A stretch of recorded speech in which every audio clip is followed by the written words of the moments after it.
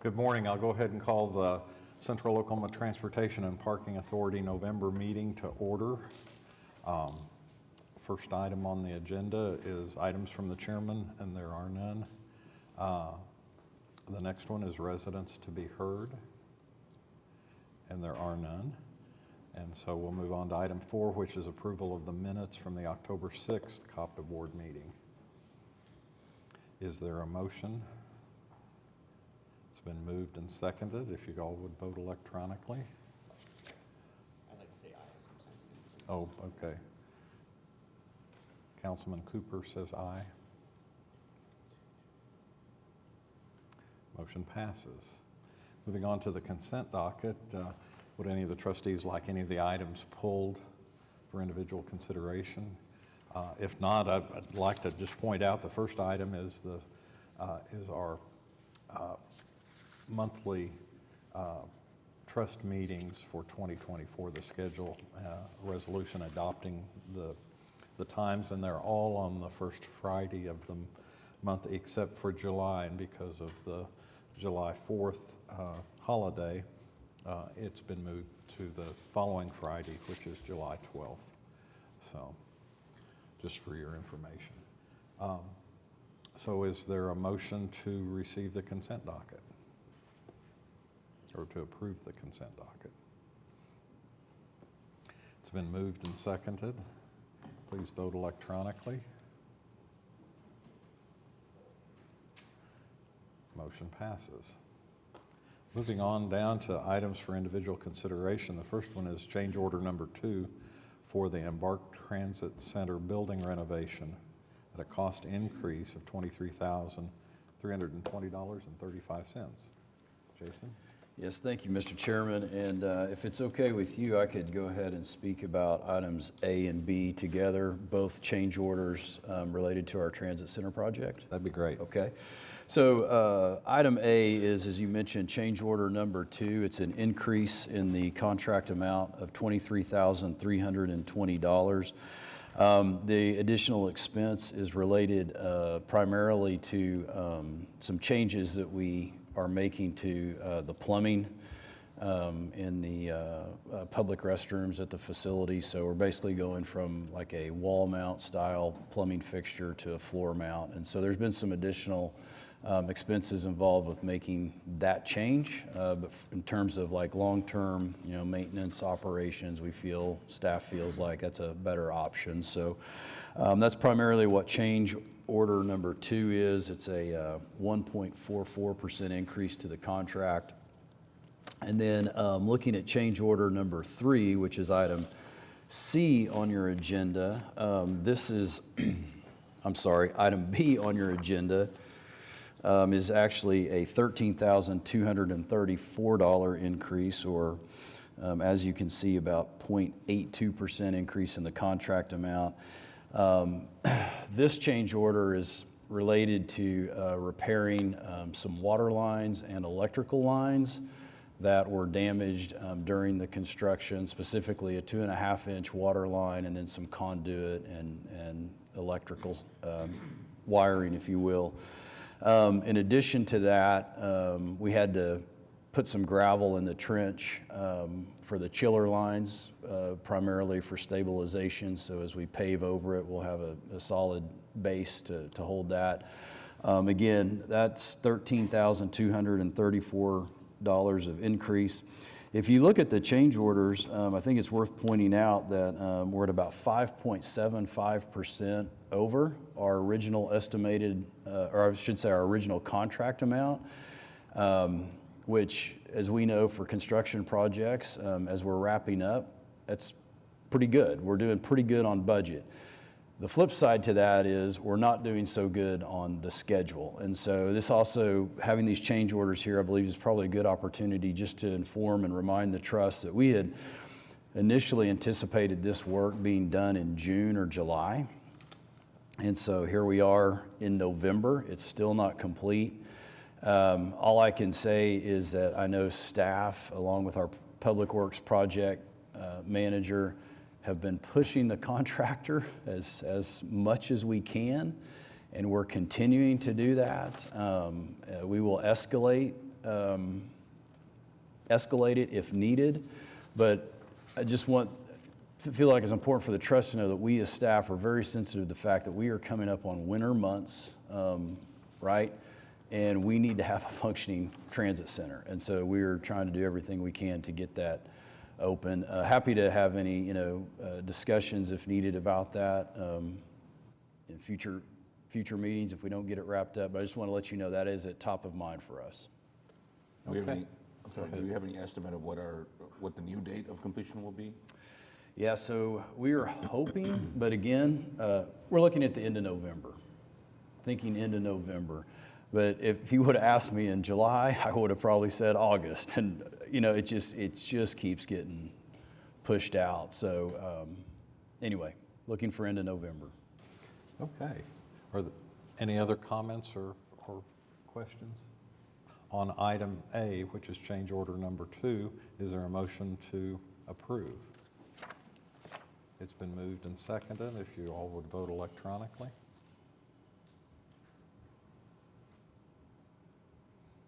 Item A passes. Now moving on to item B, which is change order number 3 for the $13,234. Is there a motion to approve? It's been moved and seconded. Please vote electronically. Motion passes. Okay, moving on to item C, which is to approve the request for proposals for a mobility, paratransit, and microtransit service trip scheduling and program management software system, and authorize the administrator to advertise the request for proposals at an estimated cost of $500,000. Yes, so this item may be familiar to the trust because we have had some previous action as we were applying for this competitive grant. Now that we've been awarded the competitive grant, we are essentially asking for authorization to issue this RFP. And the idea, again, behind this grant and the software that we hope to purchase with this grant is allowing us to more efficiently manage really all of those services that kind of fall under the mobility management umbrella, if you will. And I know that y'all are very familiar with Marilyn Dillon's programs. Unfortunately, she's not able to attend today. But when you think of not only the paratransit, but the trips we provide for seniors, some of the specialty trips like that we provide for Palomar, and for other nonprofit entities, what we're really trying to accomplish here is have one software system that's going to allow us to manage all those trips holistically. And so one of the things we hope to gain is being able to commingle some trips, right? So we may be able to combine some paratransit trips with some other trips and really just get more use and more efficiency out of our resources. So as you think about what we're doing on the fixed route side of our transit operations, implementing the Clever software, the new basically management software for the fixed route side. This is kind of the same type thing on the paratransit and mobility management side. So very, very looking forward to getting this project going. And obviously there'll be other items coming to the board as we make selections, issue a contract.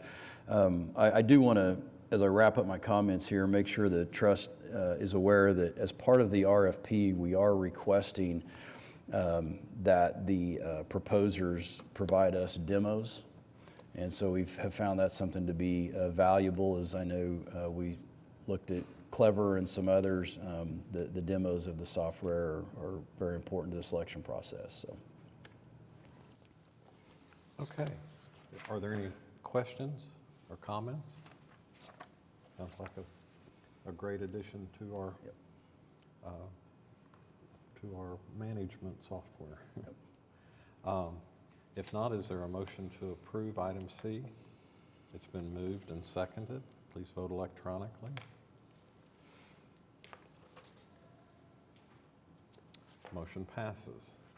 Moving on to item D, which is a parking agreement with Infinity Living One LLC for parking passes for up to 204 motor vehicles in the Sheridan Walker Garage estimated revenue at $147,000 annually, and this would be a November 3rd, 2023 through November 2nd, 2034.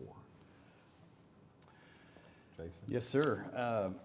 So this agreement here, as mentioned, is a parking agreement with Infinity Living.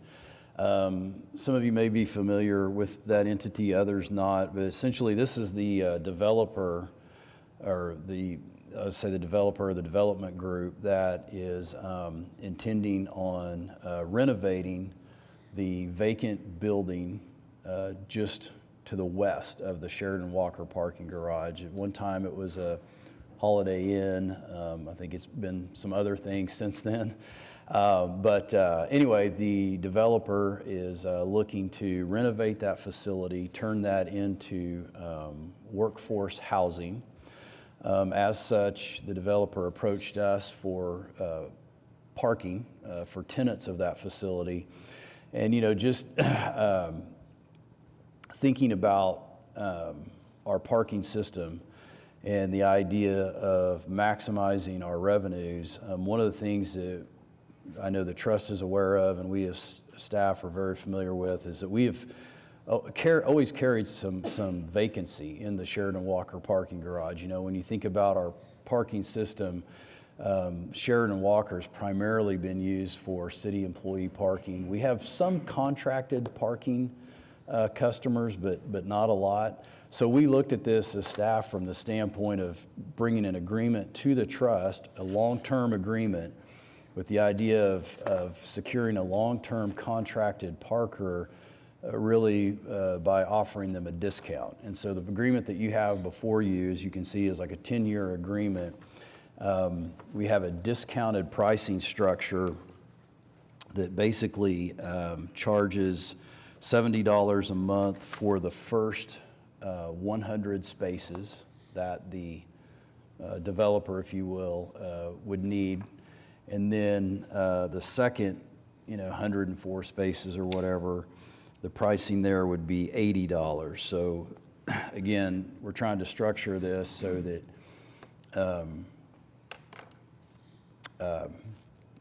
once we have the agreement in place, we'll have an escalator based on CPI that will eventually, the idea is eventually get them to market rate during the future renewal periods. So anyway, happy to answer any questions on that. To give you an idea of the current occupancy, you can see in your parking report, we're at about 69% on Sheridan Walker. We have 408 spaces, if you will, available to sell. So even if we sold this 204, that still gives us opportunity, if the opportunity arises, to sell additional contracted parking. All right, are there any questions or comments about this agreement? If not, is there a motion and a second? It's been moved and seconded. Please vote electronically.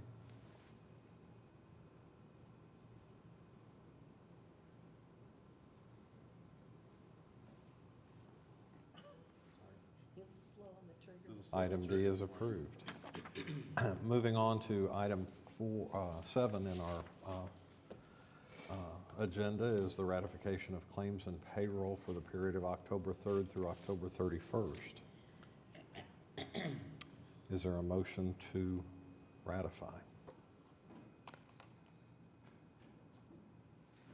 It's been moved and seconded. Please vote electronically.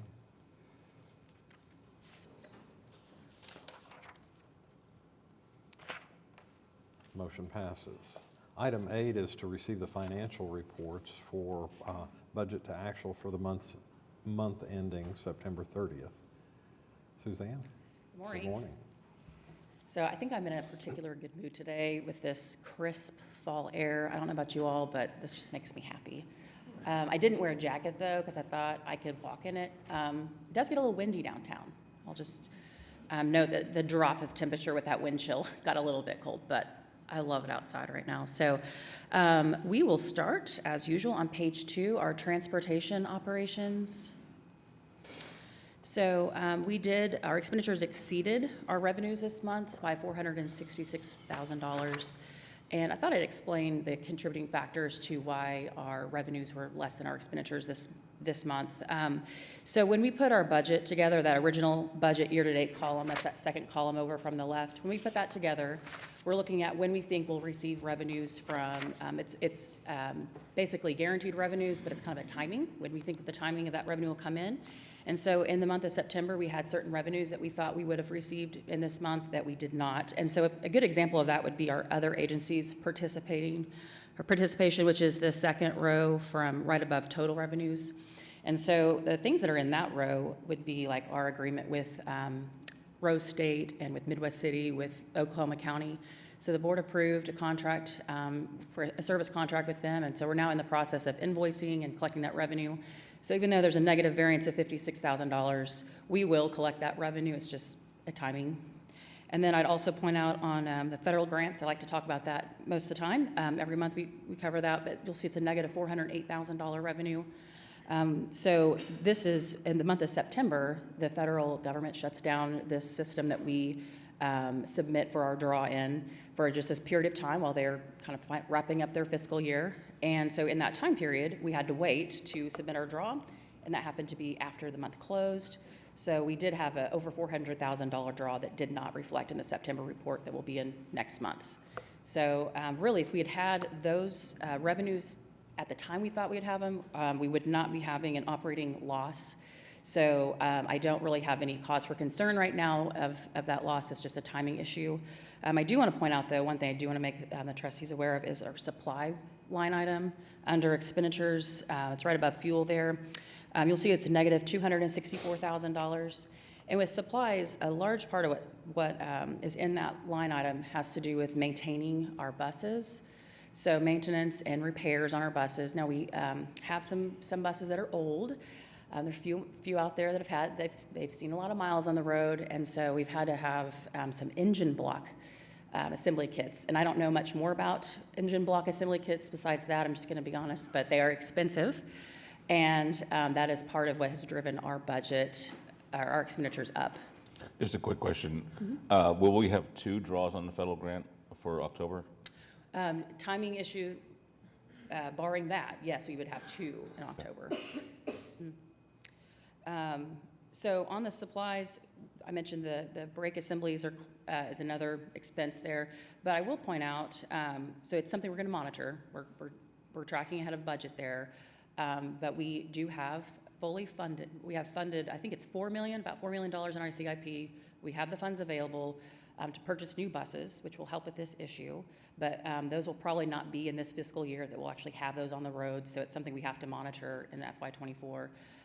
But we do have funding for buses this year. And right now, we're working on a contract.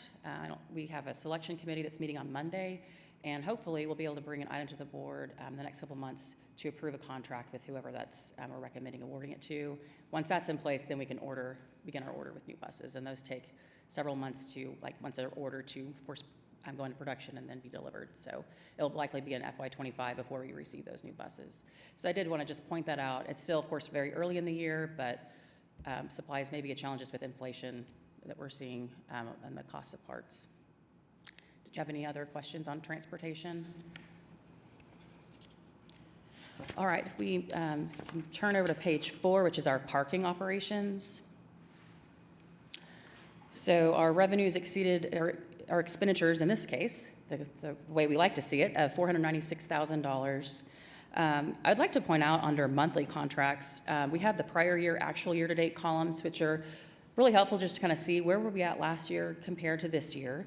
And you'll notice that on monthly contracts, which is the first row, last year we were at $860,000, which is 20% more revenue than we are currently at this year. So I thought I'd explain the background on that.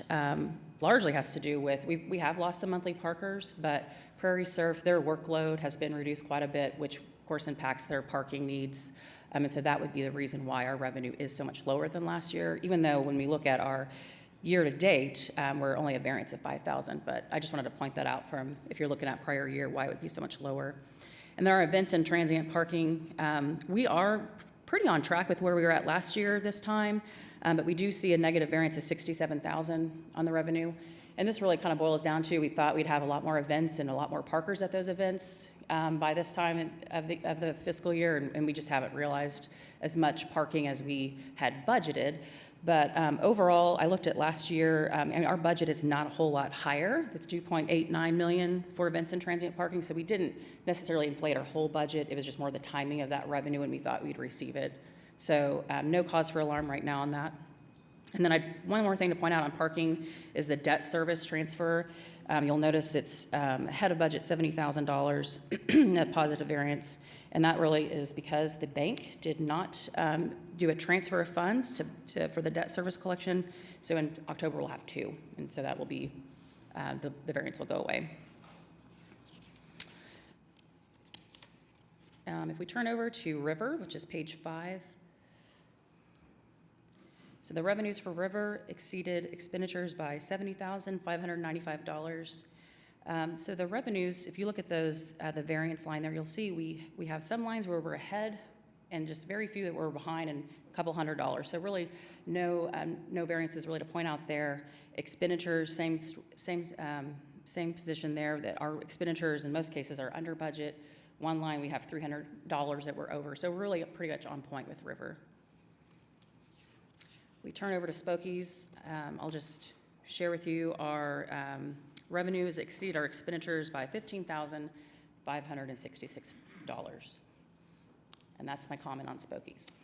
And then we'll turn it over to Streetcar, our last report here. Revenues exceeded expenditures by $387,482. And we do have, if you look at the revenues, that negative $9,000 on streetcar fares. We have some ground to make up with our fares, for sure, but it's 2% of our overall revenue source, so not a real cause for concern at this time of the year. Our advertising is starting to pick back up, and hopefully we continue to see growth in our advertising revenue dollars for streetcar. Under expenditures, we are under budget $110,000, so we're doing okay there. I thought I'd point out service and fees. You'll see that we were under budget by $59,000, and that has to do with we budgeted a higher amount for railroad insurance that Herzog, the city required Herzog to carry. We budgeted a higher amount than what that insurance actually came out to be, so that's why we're under budget in that line item. So those are my comments on the financial report, and if you have any questions, I'd love to answer those. Are there any questions for Suzanne? Comments? Very Thank good. you. Thank you. So is there a motion to receive our financial reports? It's been moved and seconded. Please vote electronically.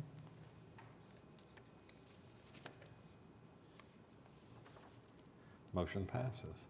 And I want to note that it's 9:23, which we're breezing right along here. We're going to have a very short, but we're moving into program reports. So the first item is the bus rapid transit update and the transit system report. Jesse? Morning, Chair, Vice Chair, trustees. I'll make sure we make this a normal board meeting time. So, I'll be providing an update on the Rapid Northwest. So as we're wrapping up construction, there's really three major components that are left to wrap up construction. So that first one is our ticket vending machine installation. So Mr. Hubert, he is helping us manage the installation of those ticket vending machines. We're about probably 40 to 45% complete there. We'll have all of those installed next week, and then we'll be testing those, getting those ready for operation. The other component is OG&E meters and final power connections, right? So every platform has an OG&E meter. If you're familiar with the platforms, we've got these big shiny boxes out there. Those are our electrical boxes. On the sides of those, you'll notice some meters. Those are being installed. We've got about 10 or 11 of those left to be installed, and we're anticipating those getting wrapped up shortly. The next major component is transit signal prioritization. So this takes a lot of different departments to make this happen. This kind of outlines how all of that works. So the bus communicates with the cloud communicates with the traffic signal boxes, those changes the lights, but that also includes our brand new Clever devices that Mr. Scroggins is working on. So lots of different departments, lots of folks working together. This is just an example of that team coming together and working through all the items to bring that online. Why this is important? So two things, right? So transit signal prioritization, that helps us maintain our schedule. But the other thing that is super important is we've got what's called queue jumps, right, at Northwest Expressway and Penn. And this little video here will kind of outline how that queue jump works.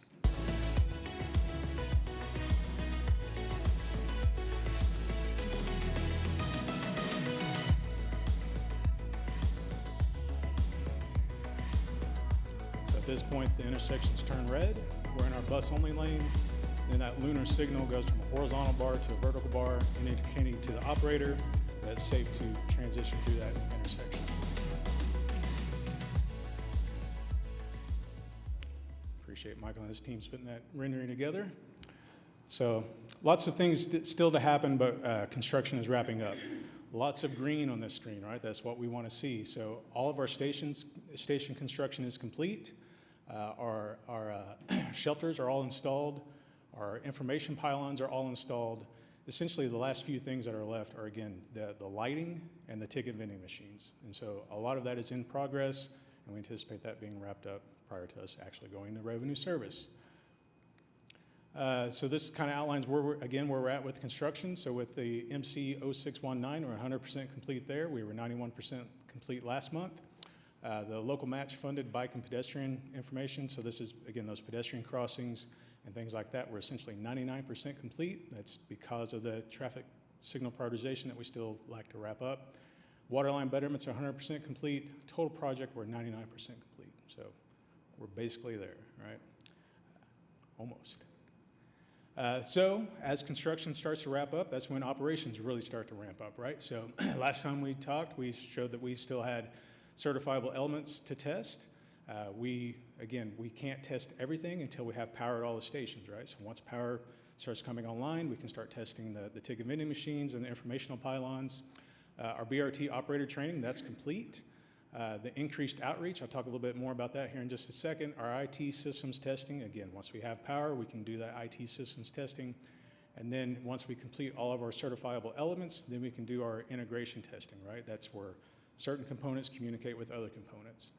But I am happy to announce that we did start our pre-revenue service perfectly on time, October 29th. And then a reminder, our ribbon cutting, December 4th. We are 31 days away. And then this video here shows our very first bus going into pre-revenue service on October 29th. Just like to point out, as you watch this video, watch how we are able to approach the platform quickly and still be able to maintain that perfect distance. We've visited many other systems, and I will tell you that our system and our operators, hands down, the best I've seen.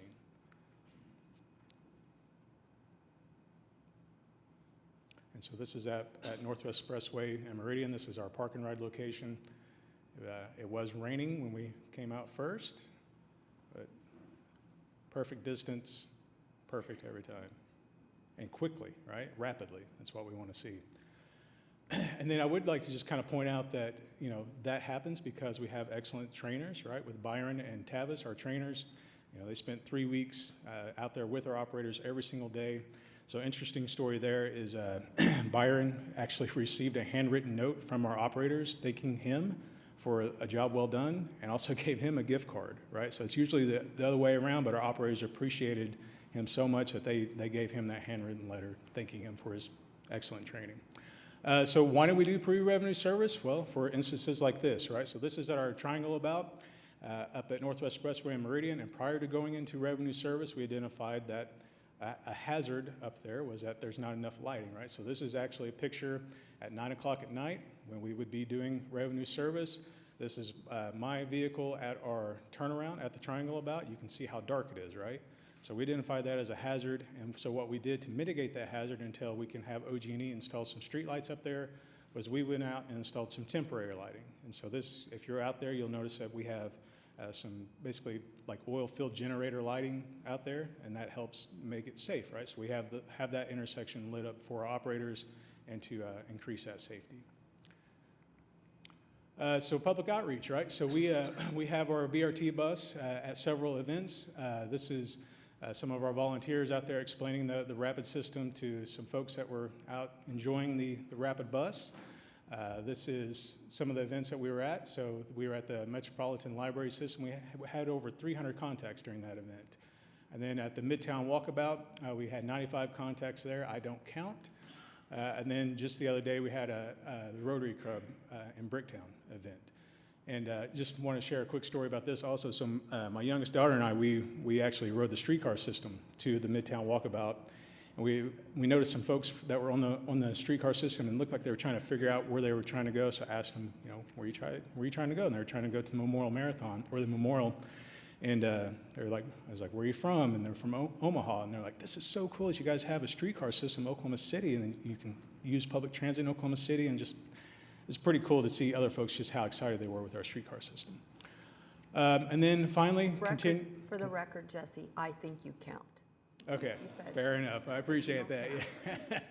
Appreciate it. So again, that public outreach, that also includes our education programs, as we're showing new things, new systems to our customers and to folks of Oklahoma City. And so we actually had this video produced, and this went out on social media.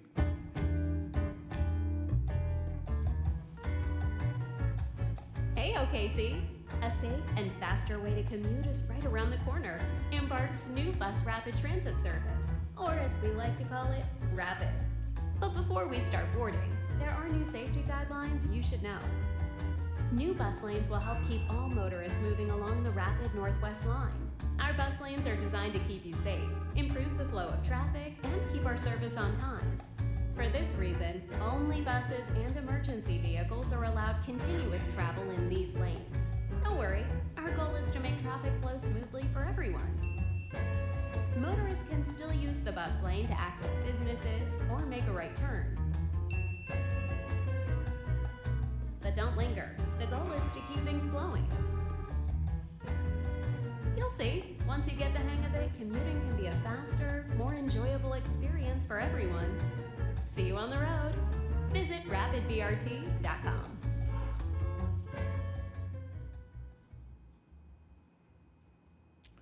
All right, Michael and his team always do a fantastic job with that. And it's good to see our folks back, right? Our characters. So that is the rapid report. Any questions? No questions? Do you have a transit report? I do. All right.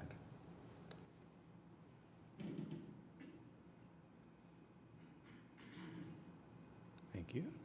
All right, so I'll be providing a transit report. So we talk a lot about the BRT, right? So brand new service coming to Oklahoma City, but coming along with that is also we're introducing our OKC Moves changes, right? So this is some of those changes, right? So we're combining routes 3 and 5, extending Route 8. This one is really important. So this one was actually, we have our customers that use our system every single day that wanted this change, but we also had our operators, right? So we had an operator focus group, I think it was a year and a half ago now, maybe 2 years ago, but they came in, and this is one of the ones that they really pushed for, was to extend this service, this Route 8 service, to essentially to the Walmart out on Northwest Expressway, right? So we have a lot of folks that need to get to Walmart, and we weren't providing service, but with OKC Moves changes, we will be providing service to extending Route 8. Streamlining Route 24, this is our express route between Oklahoma City and Norman, and then of course launching the Rapid Northwest line. And then we're also providing new schedules for all routes. This is to try to maximize our efficiency. Some background, so the OKC Moves study started back in 2021. We had several public comments. This came to the COPTA board on April 7th and was approved on May 5th at the COPTA board. Just again, showing that we're getting that information out there. So we had nearly 3,400 engagements. We had 11 pop-up events, 5 community meetings, and several public hearings. And why are we doing that, right? So we want to improve on-time performance, bi-directional service on major streets. Again, this is to try to make it easier for folks to understand our system. Standardized frequency, again, trying to make it as easy as possible, and then provide more direct service and serve new destinations. Again, putting that information out there, right? We want to share it as much as possible. Anytime we're making changes, that's what we want to do. Chip Nolan, our planner, he put together several presentations. We did video presentations where we not only share that with the public, but also with our operators and folks that will actually be running those lines. But then when it comes time to actually implement that service change, right? So what we've done is we've got these signs on all of the bus stops that are be going away, right? So we want to make sure that we let folks know that, hey, this stop is going away, and how to get more information. So all of those stops have this sign posted on them. You can use that QR code to get more information. And then we're also, things don't just happen overnight, right? So we're installing the new bus stop signs, but we're bagging those. And so the Saturday night before all this service change happens, our supervisors are going to be going out. They're going to be removing these temporarily closed signs, and then they'll be putting those on the bus stops that'll be closed. So overnight, we're going to have a major system change. It's going to be a wonderful night. So looking forward to all those changes. A part of being world-class transportation is making sure that we get folks where they need to go. So one of the things that we've been working with the planning department on is our winter shuttle to our shelters. Right, so this is a list of all the shelters that we'll be providing that service to. So you essentially have night shelters, and early in the morning, those night shelters will close as they go in and reconfigure everything, and then they open up the day shelters. And so that transportation between the night and day shelters, we provide that transportation. So from 6 a.m. to essentially 8 a.m., we provide that shelter from the night to the day shelters, and then when the day shelters are closing, to again reconfigure, we transport folks from the day shelter to the night shelter, making sure that they get where they need to go and get in, out from the terrible weather. So essentially, if it's 32 degrees or below, we provide the service to the shelters. Let's talk ridership. So this is for September, our fixed route ridership. Our cumulative total for September is 247,000 rides provided.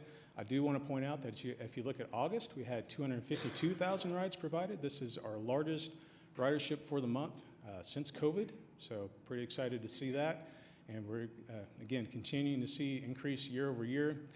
Folks are coming back to transit, and we're happy to see that. So this is about nearly a 10% increase over last year, and nearly a 28% increase over the previous, or over 2021. Our average weekday ridership is about 8,500. Again, increase over last year, and nearly a 45% increase over 2021. Our average weeknight ridership, about 397, or close to 400. 31% increase over 2022, and nearly a 72% increase over 2021. And then our average weekend ridership, I've got something wrong here. I think it's a double slide, my bad. Cumulative monthly total for Embark Plus ridership, so about 3,800 riders on our Embark Plus ridership. A slight decrease, again, we've talked about this, so since COVID, we've had a lot of folks do virtual doctor's appointments and things like that. So we've seen that decrease, but we've also seen it kind of steady out. So let's talk a little bit about our streetcar ridership. So our cumulative monthly total for our OKC streetcar ridership was nearly 20,000 in September, an increase over 2022 of 15,000, and an increase over 2021 of also about 15,000. So we're seeing an increase with streetcar there. Our average weekday ridership for streetcar is about 565, increase over 2022, and an increase over 2021. And our average weekend ridership is about 905 for streetcar, again, increase over the previous years. Spokies, I do want to take an opportunity to make sure that everybody knows Josh Vaught. He's in the crowd there. Yep. That's Josh Vaught. So he manages our Spokies, our day-to-day program for Spokies. I did want to point out that we did receive an ACOG grant to install bike racks. So the ACOG grant was to install about 100 bike racks. When we went to purchase those bike racks, with inflation, we were only able to purchase about 71 bike racks, but we're going to see those start being installed soon, and this kind of outlines where those are being installed. So again, 49 are in the downtown area. You can kind of see that list broken down, but again, expanding our bike system. So Jesse, question about the bike racks. Are those going to be installed adjacent to stops? Absolutely. Okay. Yep. Will Yeah, it be limited just to sheltered stops, or will there be other stops that get bike racks too? So there'll be other stops that get bike racks. It's really trying to expand our bike system, right? So not only with public transit, but also with areas that don't have bike racks, things like that. And Josh worked with the planning department to really try to focus where those will go to maximize ridership. And then for the ridership for Spokies, we saw just a slight decrease over the previous year, but 593 rides given in September. All right, and let's talk about our Oklahoma River cruises. Quick introduction to Mark Andrews, right over there. He manages the day-to-day for our river cruises. I just want to remind everybody what our system is with Oklahoma River Cruises. So in January, February, March, and December, we do not provide service, but our service launches back in April and runs through November. There's a quick breakdown of our fares for the river cruises.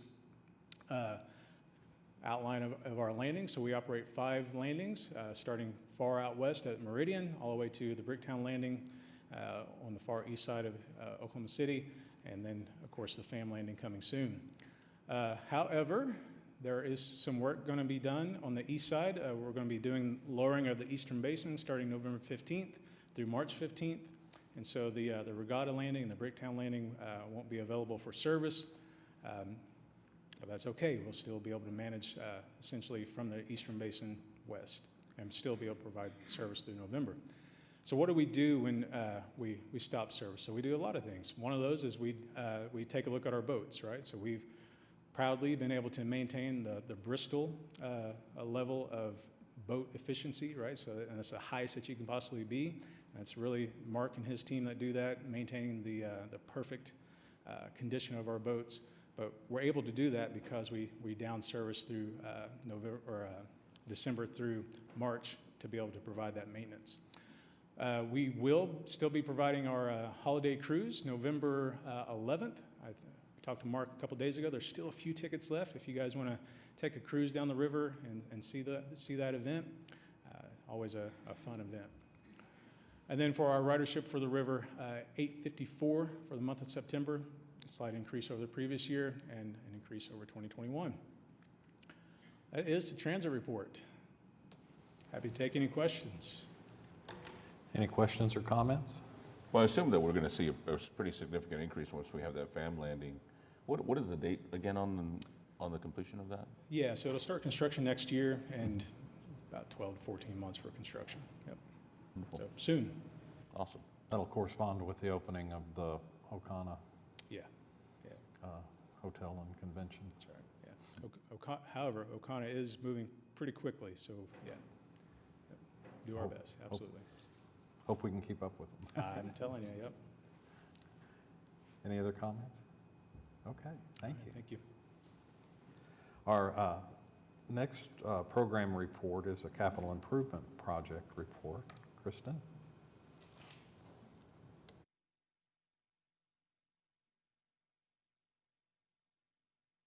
Good morning, everybody. Okay, capital projects update. Here we go.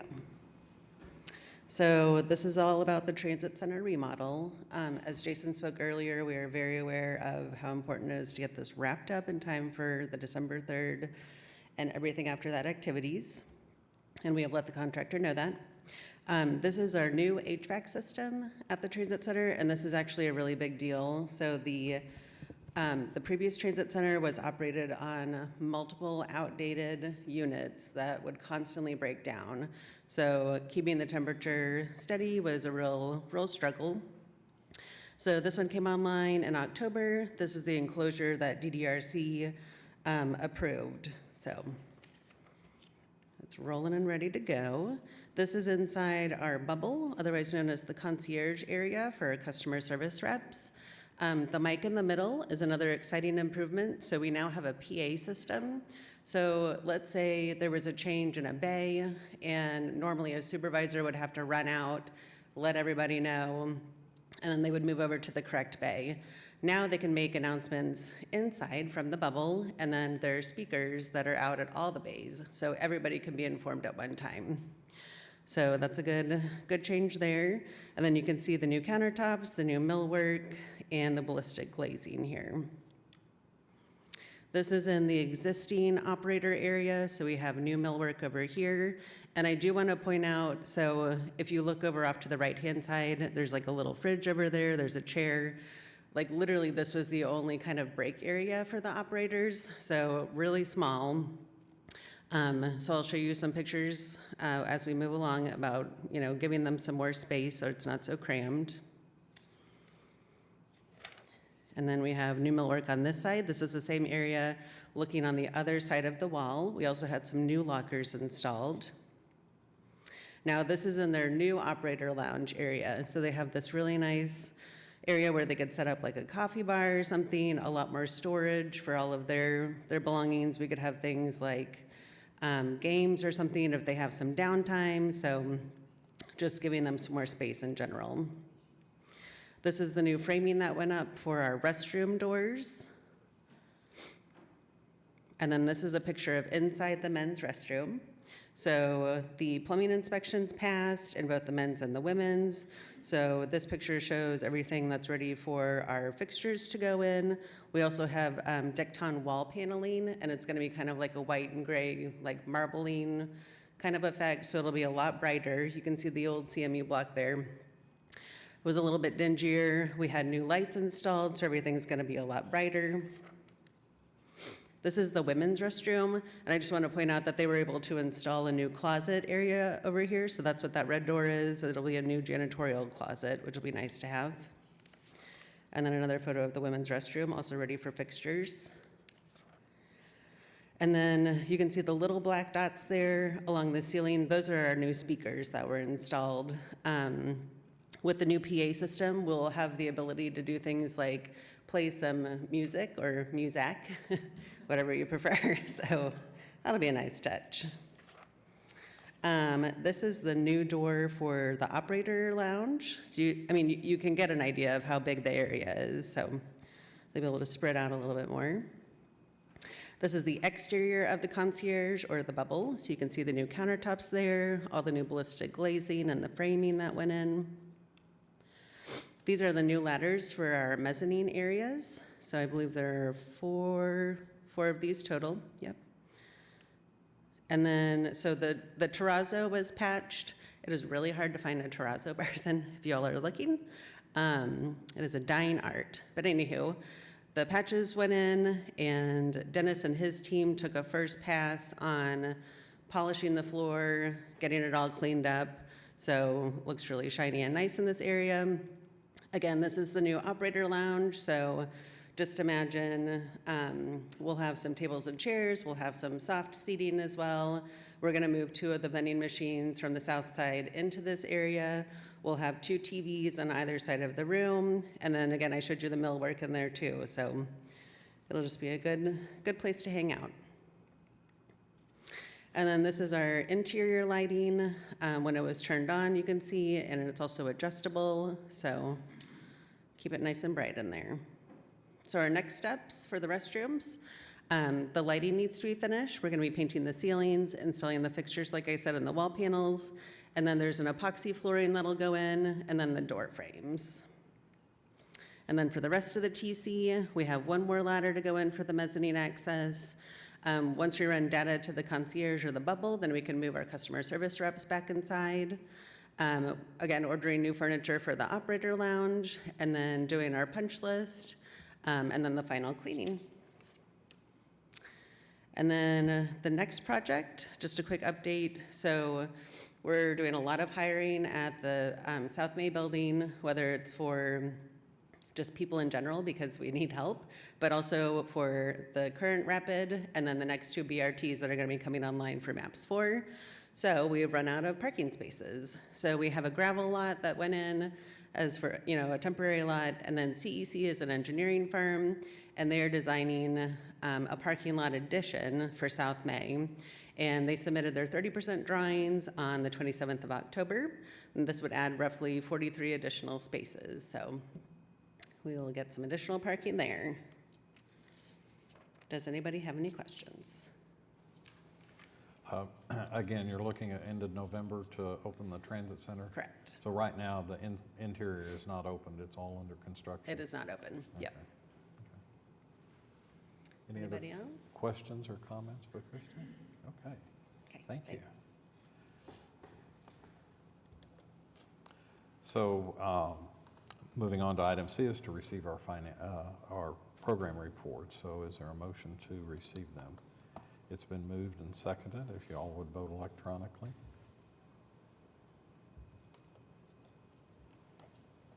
Again, motion passes. Are there any items from our trustees? I'll start with Robert. No, I just want to make a comment. I did see Josh arrive on his bike, so he is practicing what he preaches, so just wanted to point that out. That's good. Meg? Laura? Just that it's already November, and happy Thanksgiving to everyone. And crazy, isn't it, that it's already November? So we've got a big December coming up. Exciting, exciting month. Brent? Jason? Yes, sir. So one of the things we didn't touch on today, but will be launched on Monday, is our new website. So the embarkok.com website. I think Michael in previous presentations have mentioned that that's an ongoing project. We've had it kind of in the beta mode for a while, and we had so many other things to talk about today. It's hard to believe. At the same time, we've been re-engineering all of our websites, and I really would encourage y'all, and I know you will, check it out. I think the team has done a great job with it. The thing that I think is, to me, the two most, I guess, powerful things for me as far as takeaways was, one is the way they've designed it. It's like when you log on, it kind of gets to what probably most of our users are going to use it for, front and center. It's like, you want to plan a trip, it's like right there, you know, so you don't have to hunt around very much at all. It's like right there. And then the other thing that is really nice is we have one website now for all of our family of services, right? So we don't have the Parking OKC or the separate, you know, Oklahoma River cruises. So anyway, long overdue, but certainly worth the wait. And then, of course, tied to that was the item that you had approved on the consent docket for Indigo Digital, which was, obviously very, very helpful in us transforming our website. So anyway, on Monday, it'll be live, so check it out. And if you see any bugs, of course, let us know too.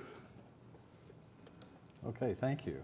And again, mark your calendars. We will have a meeting on December 1st, but December 4th, Monday morning, we're going to have our ribbon cutting launch of the BRT. So make sure that that's on your calendars. So everybody have a good November. Happy Bedlam weekend here tomorrow, and we'll see you next month. Meeting is adjourned.